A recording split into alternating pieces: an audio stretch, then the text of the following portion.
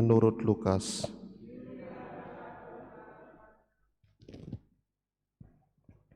Sekali peristiwa, Yesus berbicara kepada orang banyak yang mengerumuni Dia. Angkatan ini adalah angkatan yang jahat. Mereka menuntut suatu tanda, tetapi mereka tidak akan diberi tanda selain tanda Nabi Yunus. Sebab sebagaimana Yunus menjadi tanda bagi orang-orang Niniwe, demikian pula lah Anak Manusia akan menjadi tanda bagi angkatan ini. Pada waktu penghakiman, ratu dari selatan itu akan bangkit bersama orang dari angkatan ini, dan ia akan menghukum mereka. Sebab ratu ini datang dari ujung bumi untuk mendengarkan hikmat Salomo. Dan sungguh, yang ada di sini lebih besar daripada Salomo. Pada waktu penghakiman, orang-orang Niniwe akan bangkit bersama angkatan ini, dan mereka akan menghukumnya.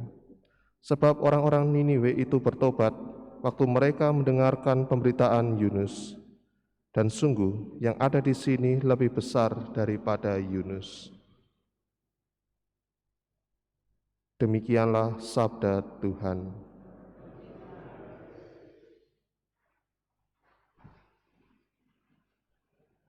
Saudari-saudara yang terkasih dalam Kristus, jika kita mencermati sabda Tuhan Yesus hari ini, sabda Tuhan Yesus hari ini sungguh sangat keras dengan mengatakan angkatan ini adalah angkatan yang jahat.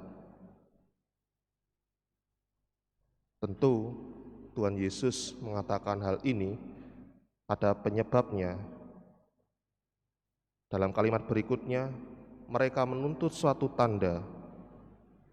Tanda bisa diartikan bahwa orang-orang yang mengerumuni Tuhan Yesus, yang mengikuti Tuhan Yesus, ingin melihat mujizat apa lagi yang ingin dibuat oleh Tuhan Yesus setelah sekian banyak mujizat yang Dia lakukan. Maka seakan-akan mujizat yang dilakukan oleh Tuhan Yesus seperti seorang tukang sulap yang bisa menghibur hati, bisa memuaskan seseorang untuk bisa terus tertawa, bergembira. Tetapi satu hal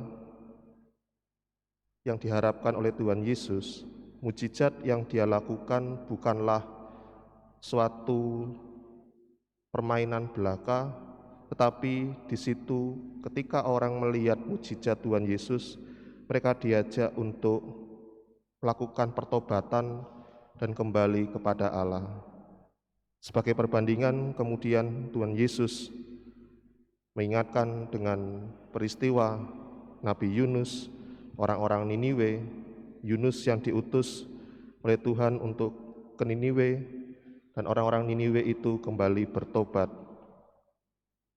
Saudari-saudari yang terkasih, maka Injil hari ini itu menjadi peringatan keras bagi kita orang beriman, terutama bagi mereka yang seringkali gemar mengharapkan mujizat Tuhan dalam pengalaman hidup mereka. Memang kita berdoa, mengharapkan sesuatu dan Tuhan mengabulkan. Tetapi apakah setelahnya itu? Apakah arti setelahnya itu?